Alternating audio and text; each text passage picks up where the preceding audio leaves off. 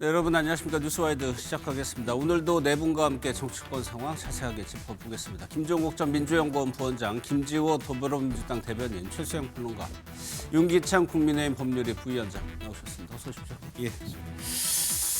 국민의힘 지지율이요. 지방선거가 100일도 안 남았는데 계속해서 떨어지고 있습니다. 당 안에서도 좀 걱정의 목소리가 나오고 있는데 그 얘기부터 한번 들어보겠습니다. 저도 뭐 봤습니다만 충격입니다. 당 지지율이 17%라는 것은 이건 바닥이 아니고 지하로 내려간 느낌이고 우리 당원들이 국민들의 사랑을 받기는 아직 멀은 것 같습니다. 오늘 나온 한국갤럽 지지율 한번 볼까요? 22%를 기록을 했습니다.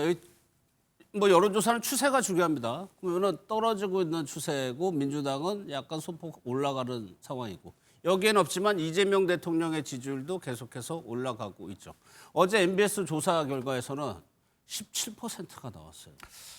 좀 이게 추세를 우리가 여론조사를 본다잖아요. 예. 그러니까 어쨌든 그동안은 박스권에 갇혀 있다고 20에서 30에 박스권에 갇혀 있다고 했는데 10단위가 나온 거는 사실상 이게 좀 충격일 수밖에 없어요. 그렇죠. 왜냐하면 예. 이게 이제 10이라는 숫자가 주는 시각적 효과와 함께 일단 10으로 들어가면 우리가 25%의 여론조사 지형이 중요한 거는 그나마 25%면은 4명 중 1명이 지지한다는 의미이기 때문에 우리가 4인 가족으로 쳐도 그래도 한 명의 방어 기제가 있다는 뜻인데 네. 17%로 10%대로 떨어졌다는 거는 그 방어 기제와 마지노선이 무너졌다는 걸 의미하거든요. 그렇기 때문에 여론조사에서 10과 20의 차이는 굉장히 클 수밖에 없다. 물론 이게 특정한 이제 여론조사이기 때문에 다른 것과 좀 비교를 해봐야 되겠지만 예. 어찌됐건 이제 공신력 있는 기관의 조사이기 때문에 더더군다나 좀 충격이 올 수밖에 없는데 어쨌든 국민의힘에서는 지금 이 상태로는 이 지도부의 전략이 지금 어쨌든 중도층과 국민에게 안 먹히고 있다. 이건 분명해 보이기 때문에 예. 지금 중진들도 굉장한 노선 전환을 좀 얘기하는 것 같은데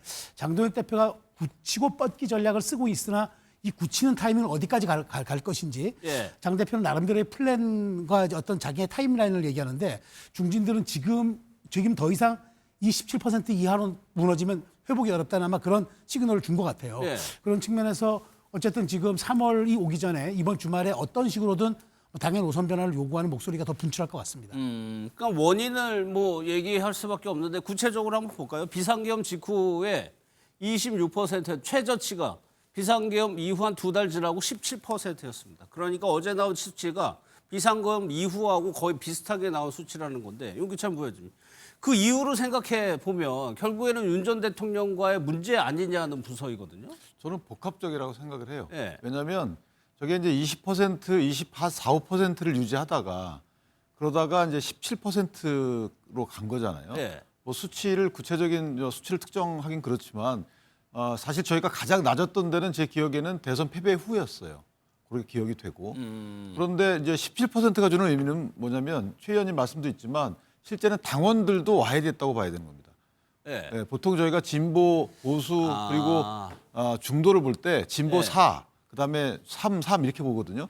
그러니까 30%가 떨어진 거는 그럴 수 있는데 20%가 무너졌다는 거는 당원들도 이제 와야 됐다는 거예요.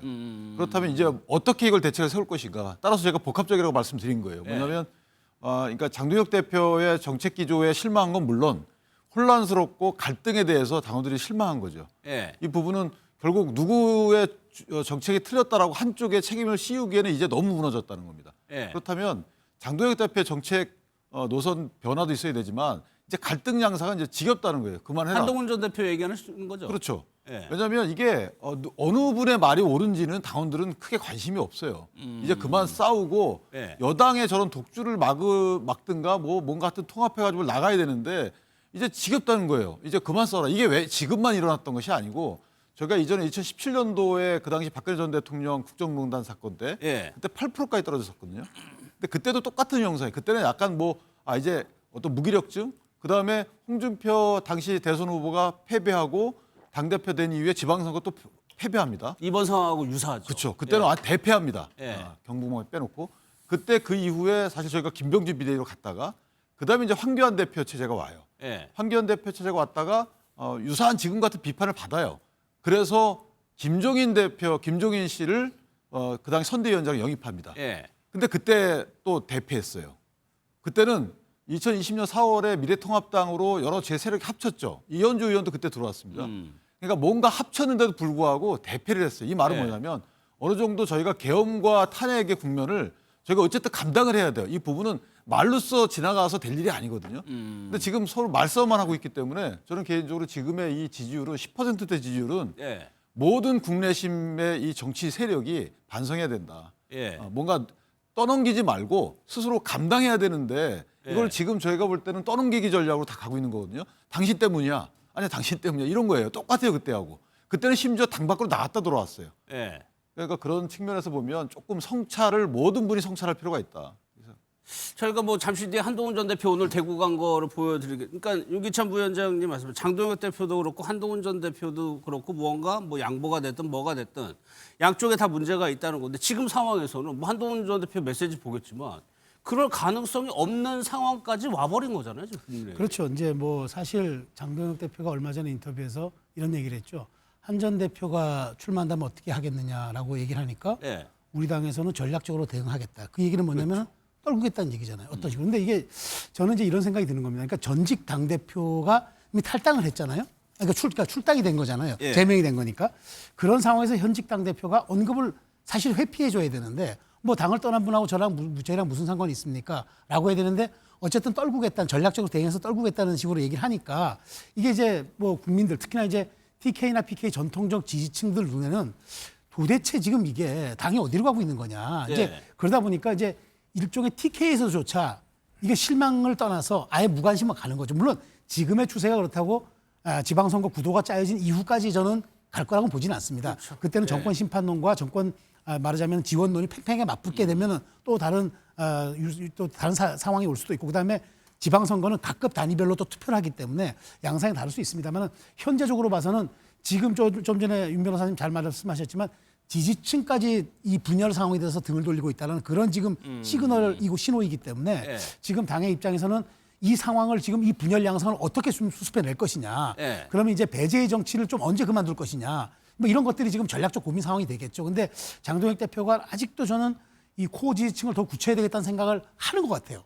그러면서 계속이요? 그러면서 나는 빅텐트를 칠 테니까 가장 우측에 있는 일종의 우리가 저는 표현하고 싶지는 않습니다만 이른바 윤 어게인 세력까지도 이제 난 포함하겠다. 예. 전통적 지지층까지 포함하겠다. 이런 생각을 갖고 하다 보니까 이게 이제 물과 기름이 모여지는 약간 혼재된 상황이 지금 약간 언밸런스하기 때문에 예. 지금 중도 같은 게 지금 30에 가깝게 지금 남아 있는데도 반응하기가 좀 어려운 게 아닌가 그런 생각이 좀 들어요. 중도에서 지지율이 MBS 기준으로 9%예요. 그러니까 중도가 완전히 지금 빠져버리는 거죠. 예. 네. 또 하나 이제 지역별로 한번 보겠습니다. 갤럽 조사입니다. 여기 대구 경북하고 PK를 볼 텐데 PK 먼저 보면 42대 25죠.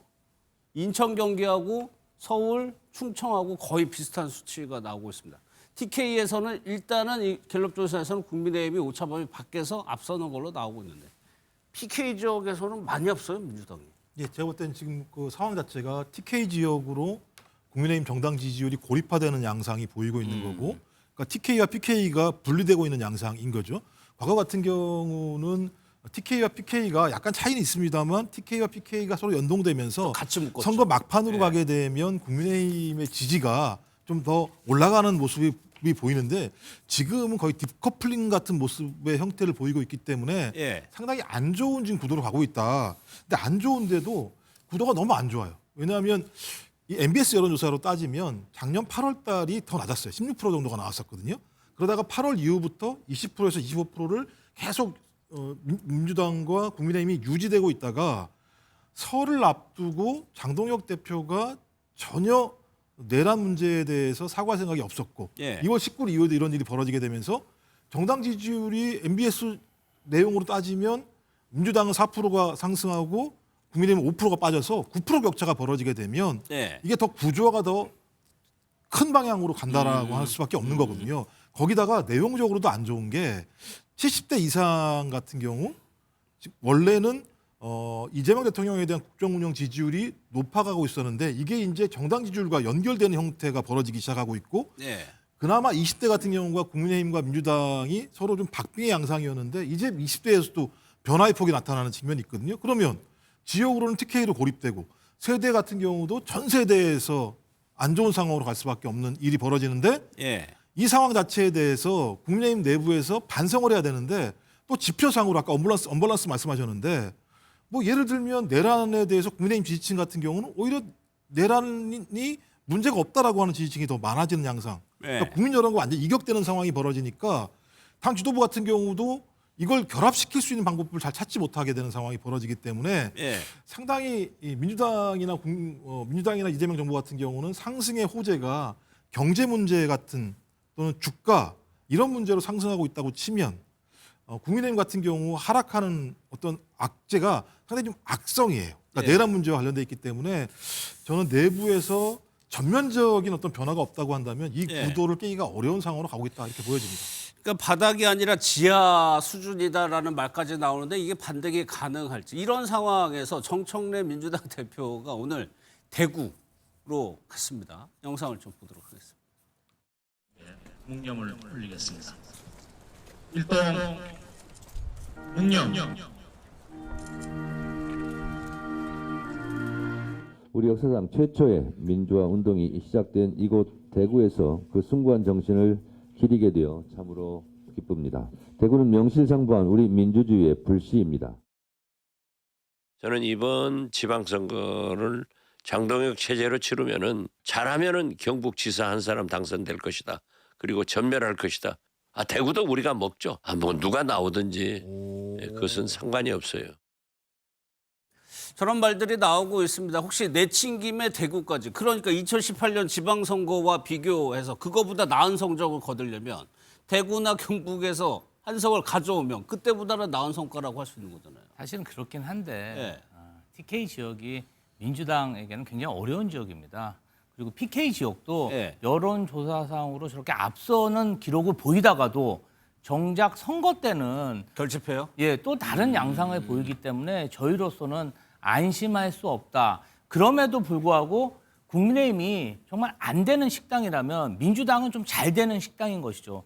험지에 가서도 저렇게 정성을 쏟고 광역단체장이 아니더라도 기초의원 1명, 비례의원 1명이라도 더 당선시킬 수 있다면 굉장히 민주당이 TK, PK에 씨앗을 뿌릴 수 있기 때문에 이번이 굉장히 좋은 기회라고 생각하는 겁니다. 지금 사실은 국민의힘이 전반적으로 이번 선거에서 자신감이 없다 보니까 아예 수도권에서는 경쟁할 생각을 못하고 자원이 줄어들고 본인들이 활동할 수 있는 공간이 줄어들다 보니까 이 전진해서 공간을 넓힐 생각을 아니라 사람을 쳐내는 방법으로 당내 인사들을 제거하는 모습을 보이고 있거든요. 그런데 국민 입장에서는 당내 계파들이 치열하게 경쟁해가지고 우수한 사람을 뽑을 수 있게 후보자를 내야 되는데 그게 아니고 그냥 고인물처럼 저런 행태를 보이고 있기 때문에 민주당에서 TK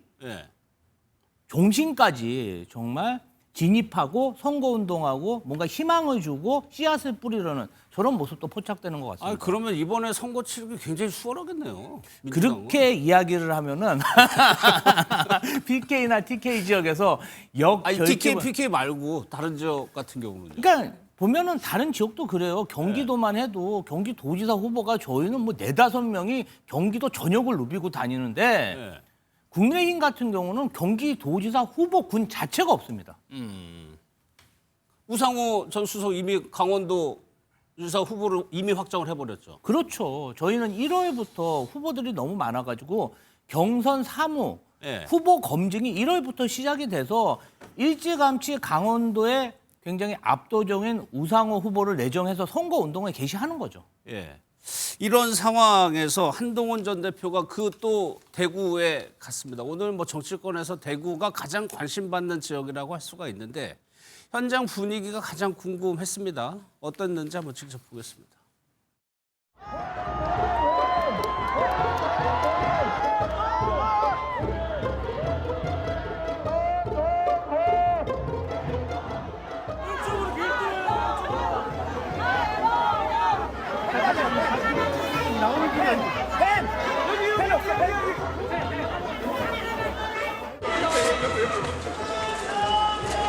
안녕하세요. 예, 그러겠습니다.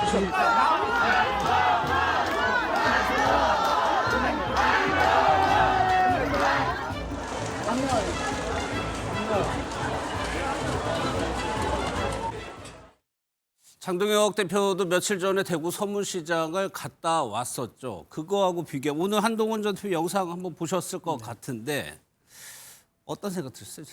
근데 저는 많이 왔다? 근데 저는 이게 두 가지 생각이 들었어요. 서문시장도 시장이니까 네. 아마 장날이 있을 텐데 그 장날에 혹시 맞춘 건 아닌가 하는 합리적 의심이 하나가 들고 네. 또 하나는 위드훈이라는 굉장히 온라인 세세 강하잖아요. 얼마 전서부터 모이자 대구로가 많이 회자가 됐다고 합니다. 예. 그리고 이제 아마 그 위두훈이 같은 경우에는 뭐 서문시장에 돈줄 내주자고 이제 좀 말하자면 한동훈 전 대표에 대한 지지세를 좀 강화하기 위해서 그런 얘기들이 계속 오고 왔던 것 같은데 그래서 저는 저거를 굳이 인파로만 해석할 일인가는 싶어요. 사실 그 시장이라는 거는 그 짧은 그러니까 좁은 공간에서 이렇게 모인 그 사람들이 좀 클로즈업 되면은 예. 굉장히 좀 부각되고 그다음에 부감색 같은 걸 찍으면은 상당히 많아 보이는 그런 효과가 있기 때문에 그런 것도 그렇죠. 그렇죠. 어떻게 예. 찍느냐에 대한 따라서 문제도 달라 있죠. 보이긴 그래서 하죠. 이제 저거는 이제 뭐 특정하게 편집했다기보다는 사람의 숫자만을 가지고 지지세를 평가한다. 예. 그거는 제가 보기에 좀 다른 문제 같고 지금 대구에서도 한 전 대표가 어쨌든 탄핵을 저렇게 쉽게 주도하지 않았으면은 예. 우리가 플랜 B다, 플랜 C다 이런 여러 가지 조금 출구 전략을 써서 뭔가 탄핵 이후에 탄핵 전이라도 뭔가 다른 방안을 강구했을 텐데 예. 그런 데 대한 상당한 또 불만과 그런 또 어찌 보면 한 전 대표에 대한 원망이 좀 있다고 보여지기 때문에 예. 저 일종의 저 그림만 가지고 저 보여지는 사진과 장면만 가지고 한동훈 전 대표가 대구에서 엄청난 환호를 받았다. 예. 지지세가 확산되고 있다. 이렇게 평가하는 거는 조금 오류가 있지 않을까. 그런 생각이 애써 듭니다. 외면하려고 하시는 건 아니에요? 아니 예전에 박근혜 전 대통령 이제 뭐 후보나 이런 거 할 때 대구 서문시장 한번 갔다 오면 분위기가 확 바꾸는 것이 이런 모습들을 실질적으로 언론에 타고 나면 분위기가 바뀌는 거거든요. 윤기철 부위원장도 뭐 그런 근데 생각이십니까? 뭐 큰 저기 소리는 오신 아니다? 분들이 현지 주민들도 많고 예. 시장에 이제 장 보러 오신 분들도 많겠지만 만약에 한동훈 전 대표 팬클럽이 만약 같이 갔다 그러면 또 다른 문제인 것 같고 예. 어떤 그 정치 형태가 좀 바뀐 부분은 있어요. 한동훈 전 대표는 어쨌든 팬클럽을 갖고 있는 몇 안 되는 정치인 중에 하나이기 때문에 그런 취지의 여러 가지 상황이 겹쳤다라고 보고 예. 저는 어쨌든 많이 오면 좋죠. 보수 정치인의 나들이에 많은 시민들이 환호하면 좋아요. 그러나 그런 부분들이 보수 정당이나 또는 당사자에게 선거 결과에 유리함으로 이어져야 된다고 봅니다. 이전에 한동훈 전 대표가 비대위원장으로서 저희의 기대를 많이 받고 있을 때 예. 그때 어디 가나 환호하고 어디 가나 열광하고 했었거든요. 근데 저희 선거에서 대패했어요. 저 여기에 대한 성찰이 있어야 된다고 봅니다. 예. 왜냐하면 왜 이게 그 결과로 이어지지 않는지에 대해서.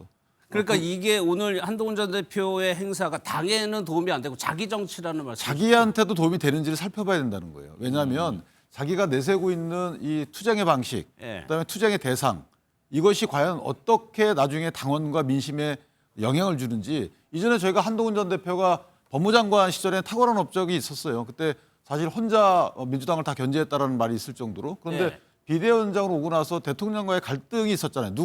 처음에는 누가 옳은지에 대해서 많이 관찰을 하죠. 근데 이게 길어지면 이제 지겨운 거예요.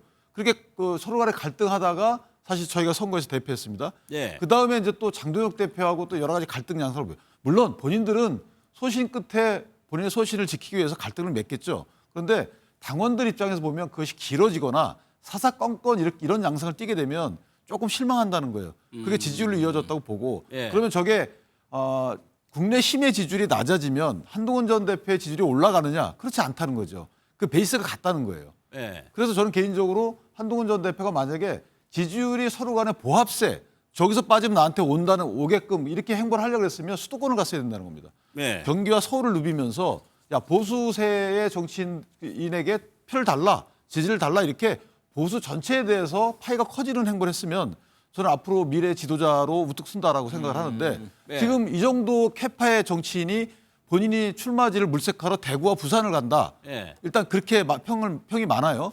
이게 과연 국민들이나 아니면 당원들이 어떤 평을 할까요? 그리고 가서도 주는 메시지가 이재명 정부에 대해서 쓴소리가 아니고 민주당의 입법 독주에 대해서 쓴소리가 아니고 지금 당내 가뜩이나 17%뿐이 안 되는데 네. 거기다 대고 설화를 퍼부으면 과연 이게 글쎄 저는 이런 전략이 이게 보수 전체 파이 심지어는 한동훈 전 대표의 본인의 뭐 만약에 재보궐선거에 출마하신다면 당선에 그렇게 도움이 될까라는 생각을 합니다. 그런데 한동훈 전 대표가 대구 서문시장을 가고 장동혁 대표가 먹었던 국수 메뉴를 동일하게 먹은 건 분명한 목적이 있어 보이거든요.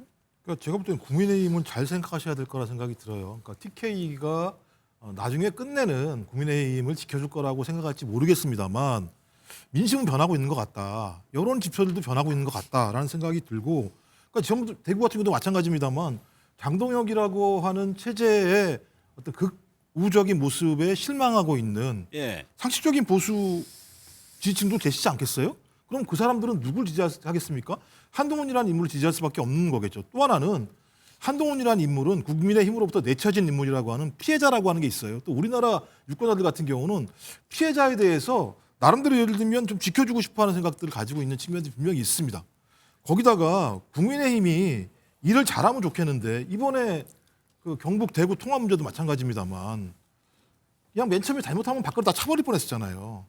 보니까는 대구가 1년 예산이 11조, 경북이 13조, 24조인데 거기에 육박할 만한 4년 동안 5조씩 20조를 내놓는 문제와 관련해서 자기들 내부의 정치적인 어떤 선거 구도 문제 때문에 그걸 걷어차려고 하다가 예. 대구 경북 지역에 있는 의원들에 의해서 교정된 상황을 보면서 일도 제대로 못한다는 생각을 갖게 되잖아요. 좀 그러면 유권자가 그런 거 아니겠습니까? 한 번은 바꿔봐야 되는 거 아니야? 한 번은 예를 들면 된통 한번 혼나봐야 되는 거 아니야? 생각을 가질 수 있는 거예요. 근데 네. 과거처럼 아니야. 국민의힘은 대구는 국민의힘을 지켜줄까라는 생각을 가지고 접근하면 안 된다라는 생각이 들기 때문에 예. 저는 일단 서울시장에서 보여줬던 뭐 말씀하신 것처럼 동원된 팬인지 그건 잘 모르겠어요. 근데 저 뉴스를 보는 많은 국민들은 대구에서 한동훈 전 대표를 지지하는 사람들이 맞나? 라고 생각할 수 있는 거 아니겠습니까? 예. 저는 그런 측면에서 국민의힘이 저 문제를 쉽게 판단하면 안 된다. 상당히 예를 들면 위태로운 징후의 장면일 수도 있다라고 판단하실 필요가 있다는 생각이 듭니다. 예. 그래서 이제 한동훈 전 대표가 무슨 얘기를 했느냐. 사실 오늘 그 연설이라고 할까요? 그게 잘 안 들렸대요. 왜냐하면 마이크를 선거법 때문에 안 썼다고 하는데 그게 뭐 당적이 없고 뭐 나갈지도 안 나갈지도 모르는 사람도 그 쓰면 안 되는 건가요? 마이크를? 근데 어쨌든 잠재적인 후보가 될 수도 있잖아요. 그러니까 본인이 될 수도 있다고 생각하는 거죠. 그렇죠. 본인이 후보가 될 수가 있다고 생각하니까 조심하는 거죠. 예. 그런데 더더군다나 저 지역은 출마 가능성은 제가 보기엔 모르겠습니다만 어쨌든 출마를 한다. 만약 그러면 수도권이 아니라 예. TK 아니면 PK가 될 거라는 예상이 많이 나오잖아요. 예. 그러다 보니까 이제 본인도 좀 법무장관 출신이다 보니까 여러 가지 뭐 몸을 사리는 거겠죠. 그러니까 본인도 경우의 수를 여러 가지 두고 있는 것 같은데 근데 중요한 거는 지금 한 전 대표가 가서 저 장동혁 대표가 먹었던 국수 먹방 똑같이다라고 장소 그렇게 똑같이 하는 거 보면은 예. 본인은 국힘으로 돌아가겠다는 메시지를 지금 보이는 것 같아요. 국힘 안에서 있겠다는 그렇죠. 거죠. 그 안에서 예. 있겠다는 것 같은데 근데 지금 당 일각에서 이런 얘기들 나오잖아요. 과연 한 전 대표의 서사를 위해서 그게 옳은 길인가? 지금 오히려 지금 헌신하고 지금 자중하고 지금 오히려 뭐 백의종군이라는 표현은 별로 좋지는 않지만 당을 떠났기 때문에 예. 어찌됐건 범보수의 일원으로서 차라리 이번에 민주당을 주 타겟으로 삼아서 헌신하는 모습을 보여줄 때 비로소 나중에 더 큰 정치를 할 수 있는 서사가 열리고 공간이 열리지 않느냐 이런 얘기도 당에 있기 때문에 예. 지금 저렇게 직설적인 모습 그러니까 장동혁 대표를 겨냥한 듯한 저런 판박이의 모습들 그러니까 대척점에 있는 모습들이 과연 그 한 전 대표의 서사 형성을 위해서 좋은 것인가 아니면 과거에 법무장관 때 어떤 사안이 날라올 때 정말 정면으로 따박따박 부딪혀주던 그런 어떤 이미지를 또 소환하지 않을까 네. 싶어서 저게 정치적으로 큰 도움이 될 거냐 하는 측면 한번 고민해볼 그러니까 국힘에 계속 있을 것이고 돌아올 생각이라면 이런 정서가 있다는 걸 알아야 된다는 말씀이실 텐데 오늘 한동훈 전 대표가 한 얘기는 거의 장동혁 대표 이름만 안 나왔지 거의 겨냥하는 얘기예요. 보수 재건하겠다.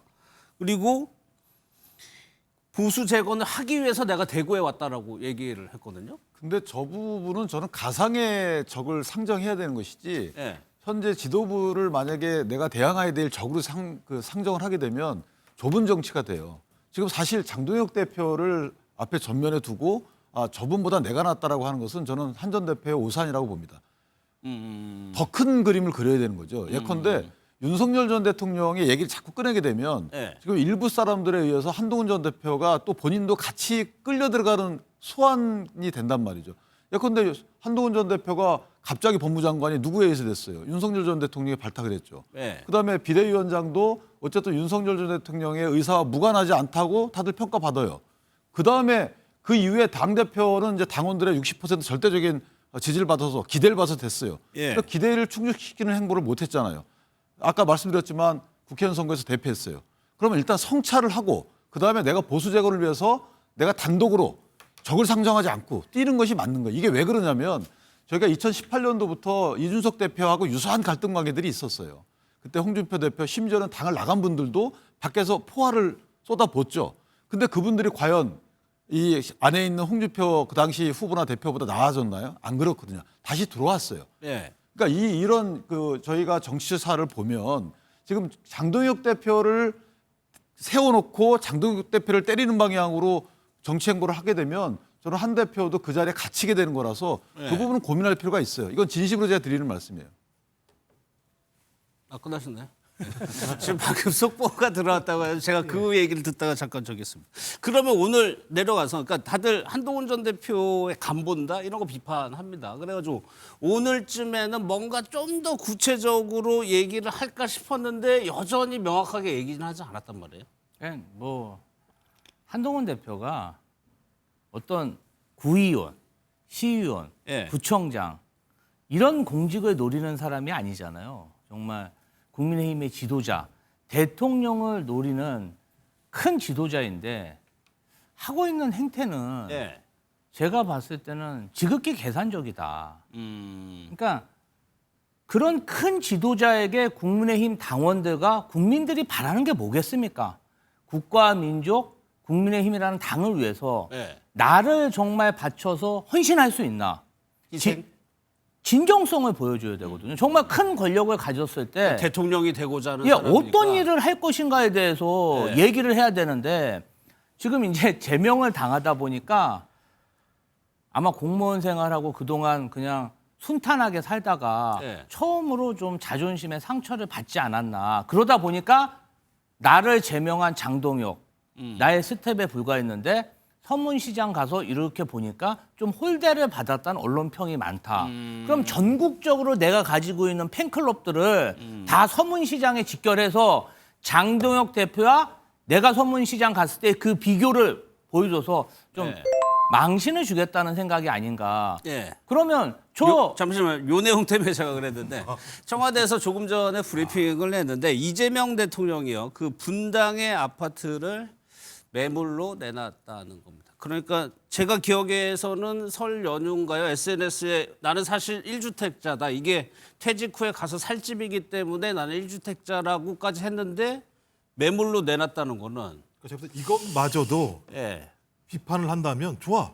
내 집을 내놓겠어. 적어도 대한민국이라는 사회에서 이 생산적인 금융 시스템을 통해 한국 사회가 발전하기 위해서는 망국적인 부동산 문제와 관련돼서 이번 참에 예. 바로 잡아야 된다. 그래서 부동산에 묶여 있는 돈을 소위 주식 시장으로 옮기게 함으로써 우리 사회가 선진적인 어떤 금융 시장 메커니즘으로 가야 된다. 예. 그런 모습들에 대해서 계속 국민의힘 같은 경우도 마찬가지입니다만 왜 집 안 내놓느냐 이런 얘기가 있으니까 그래 그렇다면 내 집을 내놔서라도 국민들에게 내가 지금 하고 있는 부동산 정책에 대한 드라이브 자체가 얼마나 진심인지 그리고 이 부분을 극복하지 않고서는 대한민국이 세계적인 경쟁에서 한 발 더 나갈 수 없다라고 하는 부분들에 대한 진정성을 보여주는 거거든요. 그러니까 다 거는 거죠. 따지고 보면 자기 집까지 그 계속 국민의힘이 주장했던 게 그거 아니겠습니까? 뭐 그 돈 재건축하면 50억까지 된다 이런 얘기를 했던 거 아닙니까? 야권에서 그런 얘기 그거 버려라 얘기하는 거잖아요. 예. 그래 나 버릴게. 이걸 버려서라도 우리 경제가 좀 더 나아지는 방향으로 간다면 예. 자, 그거 좋은 거 아니냐? 그럼 이제는 부탁인데 이거 딴지 걸지 말고 같이 갑시다. 여야가. 그리고 빨리 속도를 내서 좀 입법도 하고 정책도 바꿉시다라고 하는 얘기니까 저는 저 정도 하면 예. 좀 같이 가야 되는 거 아닙니까? 이제 다른 건 몰라도 서로 싸울 수는 있어요. 근데 저런 문제만큼 저 정도 하면 같이 갑시다. 좋습니다라고 얘기해 주고 예. 우리 경제가 좀 선진적인 곳으로 갈 수 있도록 해줘야 되는 거 아닌가? 어떻게 할지 좀 두고 보겠습니다. 국민의힘. 이게 얼마에 내놨는지 모르겠는데 지금 실거래가보다 저렴하게 내놨다고. 저는 그러네. 예. 이재명 대통령이 국민들과 자산가들에게 이런 메시지도 전달한다고 생각해요. 나는 대통령이지만 내가 가지고 있는 이 집 한 채 앞으로 지금 파는 게 이득이다. 앞으로 내가 집을 다시 살 일이 있으면 지금 가격보다 더 싸게 살 수 있기 때문에 나는 과감하게 지금 집을 팔겠다. 아직 많은 국민들이 부동산은 시간이 가면 갈수록 오를 거라고 생각하지만 예. 대통령인 나는 전혀 그렇게 생각하지 않는다. 앞으로 시간이 지나면 부동산 가격이 내려갈 가능성이 훨씬 크기 때문에 부동산이 결국은 얼마나 오를지 모를 앞으로는 이 가격에 못 산다는 불안감 때문에 부동산을 다른 재화처럼 팔지 못하 가지고 있는 거잖아요. 축적하려고 하는 거잖아요. 그런데 이제는 부동산 가격이 평균적으로 이 상태를 유지하거나 앞으로 떨어질 가능성이 크다. 예. 이것을 시그널을 보낸다고 생각합니다. 뭐 대통령의 이제 직책이어서 일반인하고 비교하기는 어렵습니다만 일단은 그렇게 되면 집이 없는 상태가 되는 건데 의지가 강력하네요. 그러니까 저는 대통령의 자신감이 지금 굉장히 최고조에 이르렀다. 근데 정치인의 자신감은요, 감정이나 기분에 의해서 나오는 게 아니라 조건에 의해서 나옵니다. 지금 조건이 완전하게 형성돼 있어요. 지지율이요? 지지율, 첫 번째 지지율이죠. 두 번째가 뭡니까? 상대가 지금 없어요. 상대가 지금 사실 뭐 어떻게 제어할 수 있는 지금 힘이 없는 거죠. 그다음에 지금 사실 당의 상황도 그 말하자면은 지금 친청이냐 친명이냐 뭐 많이 많았지만 결국에 지금은 이재명의 정당이 돼버렸어요. 정리됐어요. 정리된 거. 그러니까 이 모든 조건이 지금 사실 어찌 보면은 이재명 대통령이 그래 내 집까지 내놓을 테니까 이제 나 한 번 더 털어보지라고 얘기를 하는 것 같은데, 근데 그렇게 대통령이 시그널을 보여서 뭐 부동산 시장이 잡히면 좋겠습니다만 어쨌든 저는 저건 그러니까 어떤 자신감의 발로라고 보고, 그렇지만 저 자신감의 발로가 시장에 주는 뭐 순기능은 있겠지만 그렇다고 부동산이라는 이 정말 거대한 사실 우리의 담론 이슈가 저는 대통령의 의지와 실행으로만 잡힐 수 있을 것인지, 시장은 심리의 요인도 있고 여러 가지 복합적인 공급 요인도 있고 여러 가지가 있는데 과연 대통령의 자신감의 표현은 알겠으나 저게 과연 그러면 시장에 어떤 또 기능을 미칠 것인지 한번 지켜봐야 될 모습이라고 봅니다. 아니 갤럽에서 오늘 지지율을 이제 올라간다고 이제 말씀을 드렸는데 그 가장 큰 이유가 최근에 있었던 부동산 정책입니다. 그러니까 이재명 대통령을 긍정적으로 평가한 것 중에 가장 많은 이유가 이 부동산 정책 때문이라는 거예요. 윤기천 부회장님 뭐. 근데 저는 사실 대통령이 저런 모습 보이는 거는 일단은 본인이 지시하는 방향을 몸소 실천하는 부분은 긍정적이에요. 그런데 그 방향이 잘못됐다는 겁니다. 저희가 얘기하는 거는 대통령께 집을 팔라 이렇게 말씀드리진 그런 취지의 국민의힘에서 요구한 건 아니에요. 왜냐하면 1주택, 그러니까 1주택, 비거주 1주택에 대해서도 이건 투기다라고 한 진단이 잘못됐다는 거였죠. 그랬으면 이전에 대통령께서는 왜 국회의원 지낼 때 안 팔았냐 이렇게 저희가 그 어떤 비판을 위한 근거로 든 것이지. 그러니까 현재 대통령 그 집을 팔아라 이렇게 얘기한 건 아니란 말이에요. 왜 그러냐면 1주택 일시적 비거주 1주택에 대해서 만약에 그거를 투기로 진단하게 되면 여기에 세금을 부과하게 됩니다. 그 세금을 만약에 받게 된 일반적인 우리나라 그 국민들은 거의 부동산이 전 자산의 뭐 80%까지도 차지하잖아요. 그럼 그 세금을 감당하기 어렵다는 거죠. 그래서 투기로 보고 세금을 부과하면 안 된다. 왜냐하면 그분들은 어디 갈 데가 없기 때문에. 그런 취지의 그 정책의 방향이 잘못됐다고 말씀드린 건데 저렇게 내려오시면서 이제 세금을 보유세 등 이걸 강하게 부과할 거예요. 저는 선거 끝나면 부과한다고 보는데 그 정책적 내용이나 방향이 저희가 잘못했다. 이 부분은 고민해 봐야 된다. 왜냐하면 부동산 정책의 가장 큰 지표는 이거는 가격의 등하락이 아니고 그 가격 등하락 때문에 일어나는 자가 보유율의 하락, 그다음에 전세에서 월세 전환율, 그다음에 월세액의 증가 이런 것들을 봐서 주거 안정이 해쳐진다라고 판단하는 것이지 가격이 지금 뭐 4억 원씩 떨어졌다고 칩니다. 그런데 그 떨어진 4억 원 집을 누가 삽니까? 서민들은 살 수가 없어요. 왜냐하면 대출 안 해주니까. 자, 이런 전반적인 유기적인 주거 공간, 주거 환경에 대해서 조금 더 살펴달라라는 저희가 그런 말씀을 드린 거지. 야권의 지적도 뭐 잘 새겨들을 부분이 있으면 좋겠는데 이 부동산 시장 안정이라는 이 거부할 수 없는 명분과 명제에 대해서 실질적으로 대통령이 67% 오늘 나왔더라고요. 그렇죠. 더 올라갈 가능성도 있겠는데요. 이게 시정이 조금만 이게 뭐 강남 3구 이미 떨어졌다는 지표 나오고 있잖아요. 하락. 그렇죠. 말씀하셨던 것처럼 부동산 문제는 강남 불패로 지칭되는 것처럼 절대 안 돼라는 생각을 가지고 있었는데 절대 안 된다라고 생각하지 않는다. 이재명 대통령은 내가 생각했던 방향으로 가야지만 우리 경제가 제대로 갈 수 있다라고 하는 거죠. 뭐 하는 거 아니겠습니까? 보면 저희 나라가 무주택자가 한 44%, 인주택자가 한 40% 정도 되는 상황이죠. 실질적으로 부동산으로 돈을 버는 사람들 같은 경우는 다주택자들이 실제로 돈을 많이 버는 측면들이 분명히 있는 거죠. 그래서 두 가지인 겁니다. 예를 들면 본인이 이걸 가지고 있으면서 돈을 벌려고 한다면 그 세금을 감당하면 된다. 그 세금을 감당할 수 없는 사람이라고 얘기한다면 빨리 소위 중과가 되기 이전에 판매하면 된다.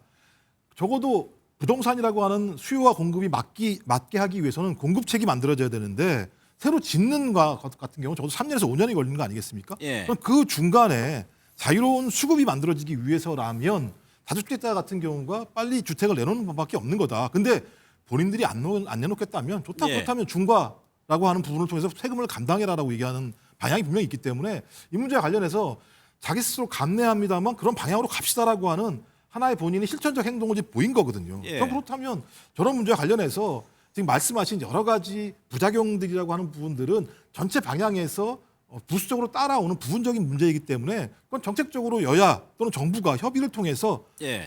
예를 들면 돈을 가지고 집을 사고 싶어 하는데 대출이 안 되는 분들 같은 경우 특히 무주택자 같은 경우는 거기에 맞는 어떤 대출 정책이나 세제 정책을 통해서 어떤 저희가 도움을 드리면 되는 거죠. 예. 하지만 더 중요한 부분들은 이번 참에 이 부분에 대해서 부동산 문제를 성공해낸다면 저는 우리 사회가 한 차원 높은 사회로 갈 수 있기 때문에 저는 이 문제는 여야 진보 보수의 문제가 아니라고 생각이 들고요. 네, 알겠습니다. 그래서 특히 오늘같이 대통령이 저 정도의 결단을 내렸다면 저는 우리 사회가 한번 좀 새로운 경로로 갈 수 있는 예. 좀 그런 길에서 함께 좀 서로가 힘을 모았으면 좋겠다는 생각이 듭니다. 알겠습니다.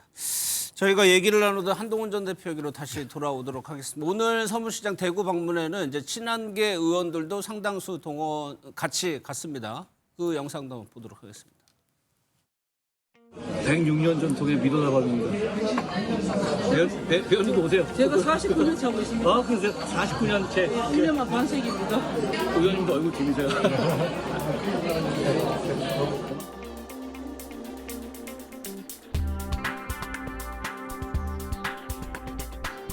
정상적이지 않은 상황이잖아요. 코미디 같은 상황 아닙니까? 장동혁 대표 등의 당권파들은 이런 패턴을 보이죠. 일종의 몇몇의 아주 극소수라면 홍위병들처럼 이 사람을 어떻게 해야 된다 이렇게 손가락질하면서 제소하거나 그렇게 합니다. 결국은 홍위병 동원해서 문화양만 하는 것 같다. 더 황당한 건 그 홍위병들 면면을 한번 보십시오. 무소속으로 한덕수 옹립 시도 때 국민의힘 당적과 당직 가지고 무소속 한덕수 적극 도왔던 사람입니다. 당내에서는 한동훈 전 대표가 대구에 갔을 때 동행을 하면은 윤리위에 제소할 거다 뭐 이런 목소리도 나왔는데 일단은 지금 보면은 거의 친한계라고 하는 의원들이 다수는 간 것 같아요. 뭐 가겠죠. 지금 사실 어찌 보면은 뭐 친한계 의원들 입장에서는 당에 사실 지금 뭐 이렇게 뿌리내리기가 어려운 상황이고 지금 어떻게 물과 기름처럼 네. 겉돌고 있는 상황이라 어쨌든 한 전 대표를 뭐 중심으로 지금 뭉칠 수밖에 없는 거예요. 근데 갈 수밖에 없는 상황이다. 저는 비례대표들은 어느 정도 이해가 되는데 근데 이제 공천을 해야 하는 지역구 의원들은 저는 네. 그렇다 하더라도 선당 후사잖아요. 선당 후사. 그렇기 때문에 그 부분은 좀 아마 좀 당의 구성원들로서 신경을 좀 써야 되는데 그게 저는 좀 안타깝다. 그러니까 이게 선당 후사를 해줘야 되는데 예. 사실 보면은 뭐 비례 의원들이 나가고 싶어도 출당을 시켜줘야 합류가 되는 거니까 어쩔 수가 없는데 그렇지만 지역구 의원들은 지금 어쨌든 당의 직인을 가지고 공천장을 줘가지고 선거를 치러야 되는데 예. 그런 부분에 있어가지고 공인의 자세보다는 어떤 이 정치적인 자신의 유불리를 따지는 듯하게 좀 비춰지기 때문에 그 부분은 좀 안타깝게 저는 생각합니다. 실제로 그러면 윤기천 변호사만 제소가 이루어지면 제소할 건이라고 보세요? 저는 그렇지 않다고 보고요. 왜냐 지금은 이제 무소속 뭐 친분 관계로 가서 같이 어울릴 수 있죠. 예. 그 정도 괜찮다고 보는데 만약에 한 전 대표가 출마 선언을 한 이후에는 좀 다른 문제가 되죠. 그때는 이제 무소속 후보에 대해서 특정 정당의 소속인이 만약에 명시적인 선거운동을 해준다면 그건 문제가 될 수 있죠. 대선하고는 좀 다른 개념입니다. 한 전 대표는 대선과 지금 같이 동일선상에 올려놓고 얘기를 하고 있는데 네. 그럼 지금은 누가 홍위병인 거예요? 그럼 뭐 그 말이 그 말이죠. 그래서 그렇게 평가할 건 아니고 어쨌든 지금 한 전 대표의 대구 방문이든 부산 방문이든 뭐 동행해서 같이 어울리는 건 전 문제가 없다고 봐요. 이런 것까지 윤리위에 제소하는 거는 오히려 조금 좁아 보이기 때문에 그 부분은 좀 윤리위가 고민해 볼 필요가 있고 다만 이제 출마 선언한 이후에 네. 운동복을 입고 다닐 때는 그때는 좀 고민해 볼 필요가 있는 거죠. 그때는 아마 의원들도 같이 다닌다고 보지는 않아요. 뭐 그 정도는 선관위에서 오히려 선관위에서 나서서 하기 때문에 그런 이제 선거법 위반일 수가 있는 거고. 한동훈 전 대표가 출마할 경우 그렇죠. 왜냐하면 그 선거법에 이 당원 단계 문제가 아니고 그때 공직선거법상의 선거운동 금지 조항에 해당할 여지가 있기 때문에 예. 그 부분 좀 다른 문제로 접근이 되지 않나 싶습니다. 그러면은 당 내에서 이런 뭐 백의종군 해달라 이런 목소리도 나오고 있다고 하는데 이 가능성은 없어지는 걸까요? 이 목소리 한번 듣고 이 부분도 짚어보겠습니다. 내가 한동훈이라면 나는 조용히 내가 백의종군 하겠다. 나라와 우리 당이 정말 어려울 때 이번에 나서서 나는 내 책임을 인정한다. 내가 자수하면서 백의종군 하겠다. 그리고 나를 필요로 하는 데는 전국 어디에든지 마당고 달려가서 돕겠다. 이런 말씀을 해주시면 한동훈 대표에 대한 많은 사람들의 평가가 우리 당원들도 달라질 것이 아니냐. 저런 제안도 있긴 한데 아까 김주호 대변인께서 말씀하신 거 만약에 대권을 보고 있다면 희생 이런 거를 말씀하시는 거예요? 아니, 그러니까 이재명 대통령에 대한 지지율이 왜 올라가냐면은 부동산 개혁이라는 그 어떤 정치 지도자도 피해가는 거잖아요. 참모들한테 넘기거나 어려운 문제고. 근데 그 어려운 문제에 대해서 본인을 다 내던져 갖고 내가 책임질 테니까 이건 한번 해결하자. 그리고 자신은 집까지 내놨잖아요. 모든 걸 걸어서 지금 대통령으로서의 모든 걸 걸고 하는 거 아니겠습니까? 예. 그런 걸 보고 국민들이 그래 이번에는 한번 이재명 대통령의 선의를 한번 믿어보자. 예. 지지를 한번 해줘보자. 이런 기대가 생기는 거거든요. 그런데 지금 사실은 김석기 의원이 저런 얘기를 한다는 것 자체가 한동훈 대표한테 전혀 소구할 수 없는 얘기인 거예요. 그러면 김석기 의원이 저런 얘기를 하려면 적어도 한동훈을 제명했을 때 본인이 적극적으로 막았어야죠. 네. 그냥 가만히 지켜보고 있다가 지금 선거에서 뭔가 TK 지역까지 영향을 받을 것 같고 본인들의 기득권이 흔들릴 것 같으니까 한동훈 대표가 좀 참아줬으면 좋겠다. 저렇게 이야기하는 것은 네. 한동훈 전 대표에게 전달되기가 어렵고 한동훈 대표도 지금 제가 봤을 때는 누가 더 센가, 네. 누가 더 대중에게 지지를 받고 있는가 이런 것을 계속 어필하라고 하거든요. 네. 그럼 그런 것들이 한동훈 전 대표가 정치하는 이유입니까? 아니 지금 국가 반역을 미화하고 내란 세력과 관계를 단절하지 못하는 세력과 네. 누가 더 인기 있어 보이는 게 한동훈이 추구하는 정치하는 이유입니까? 그러면 비전을 보여줘야죠. 내가 왜 정치를 하는지 이런 탄압 속에서. 근데 그런 게 전혀 안 보이고 외적인 것만 치중하는 것으로 보여 좀 안타까운 생각이 듭니다. 예. 오늘이야 예고된 이벤트고 많이 준비한 행사 같은 거여가지고 오늘은 언론의 주목을 받을 수 있어요. 그런데 지방선거가 본격적으로 들어가게 되면 한동훈 전 대표가 어떤 거를 하느냐에 따라서 당원들이 지지자들이 먼저 볼 거란 말이에요. 그렇죠. 그러면은 한 전 대표는 결국 뭘 선택을 그러니까 지금 그게 고민스러우니까 지금 저 이벤트를 하는 거죠. 사실은 한 전 대표가 보여줄 수 있는 게 퍼포먼스 정치밖에 지금 현재는 없거든요. 그러니까 뭐 당적도 없고, 그러니까 뭐 얼마 전에 보니까 뭐 자기 명함이 없다고 이제는 뭐 그러면서 이제 다닌다고 그런 얘기를 하는데 피해자 서사죠 일종의. 근데 저는 지금 김석기 의원의 얘기를 좀 깊게 들을 필요가 있다. 그러니까 뭐냐면 김석기 의원이 물론 이제 비판하신 분들은 그래요. 야, 뭐 당에 나간 사람한테 이래라 저래라 얘기할 수 있는 그게 되느냐 이렇게 얘기하는데 저는 이제 김석기 의원도 삼선 중진이다 보니까 이런 생각을 하는 거예요. 한 전 대표가 진짜로 이번에 뭐 단순하게 뭐 이번 선거에서 원내 복귀하든가 이게 아니라 큰 정치 대권을 나중에 생각한다면은 범보수의 일원으로서 이번에 좀 말하자면 헌신의 서사를 쓰는 게 좀 어떻겠느냐. 예. 그런 게 일종의 정치인에게 특히나 큰 정치인에게는 상징 자본이라는 게 필요하거든요. 축적된. 그러니까 자신을 내세울 때. 근데 한동훈 전 대표 입장에서는 똑똑하다. 엘리트 정치. 그다음에 물론 이제 이번에 윤석열 전 대통령이 탄핵시키는데 앞장서고 보수의 새로운 리더라고 얘기를 하지만 그게 지금 사실 범보수 진영에서는 그걸 받아들이기 쉽지가 않아요. 예. 그럼 그렇다면은 한 전 대표가 똑똑하고 이런 이미지 말고 손해볼 줄 아는 정치인, 그다음에 후위를 도모하는 정치인. 그러면서 이번에는 어쨌든 주 타겟을 민주당으로 하고 범 여권을 주변에서 도움으로써 예. 본인이 어떤 좀 뭐랄까 본인의 스토리를 좀 만들어 나가는 그런 정치를 했으면 좋지 않겠냐. 저는 이제 김석기 의원의 그런 얘기들을 일각에서는 저 정말 이거는 뭐 상도위에 어긋난다는 얘기도 하지만 저는 그 얘기를 뭐 상도위 차원이 아니라 한 전 대표라면 정말 지금 당장 승부가 아니라 5년, 4년 후가 될 수도 있고 9년 후가 될 수도 있을 텐데 예. 너무 저렇게 섣부른 행보들이 과연 득이 될까? 그러다 보니까 본인도 고민스러우니까 대구 갔다가 아마 또 부산도 갔다 여러 가지 또 왔다 갔다 할 텐데 그 이상의 정치를 현재로서는 보이기 쉽지 않고 네. 정말 또 국민의힘과 선거 구도가 민주당이 여야의 구도로 이렇게 전선을 딱 형성할 경우에는 한 전 대표가 어떤 존재감을 또 보일지도 사실 좀 의문입니다. 근데 백의종군은 안 할 것 같아요. 뭐라고 했냐면 여기에 대해서 당권파 도우려고 백의종군 하라고 한다라는 표현을 했고. 그러니까 저도 이제 그러니까 안 할 거로 보는데 근데 저희 중진들이나 저나 이런 얘기 하는 거는 약간 당장의 손해를 좀 감내할 수 있는 그런 모습이 좀 장기적으로는 그래도 장기적으로 도움이 만약에 되지 돌아왔을 않겠느냐. 때 그럼요. 도움이 될 거다. 본인은 언젠간 돌아오겠다는 얘기 아닙니까? 예.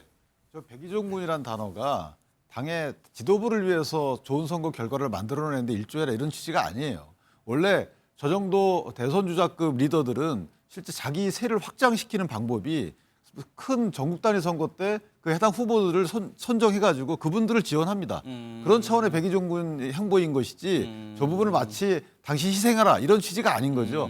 보수의 미래를 위해서 당신들이 그 세 확장을 해서 많은 후보들을 접촉해서 그분들을 지원하는 게 어떻겠냐 이런 취지가 선에 있는 이번에 거지. 도면 나중에 뭔가 그렇죠. 올수 저도 있으니까. 개인적으로 그게 맞다고 봐요. 단어가 좀 부적절할 수는 있어요. 기분 나쁘게 들릴 수는 있겠지만 예. 실제 한동훈 전 대표가 지금 의석 하나 당선될지 안 될지도 모르는데 그걸 위해서 저렇게 행복하는 것이 개인적으로 맞는가? 오히려 그냥 내가 백의종군 하겠다 보수를 위해서 그러면서 어려운 지역에 있는 후보들 떨어질 예. 확률이 많은 소위 말하면 내가 도우면 당선될 만한 지역을 골라가지고 거기서 하게 되면 개인적으로 또 연도 얻고 또 당원들의 지지도 얻고 그럴 수 있죠. 이런 행보를 기획하는 것도 나쁘지 않겠다는 취지의 김석기 의원의 아마 발언인 것 같아요. 예.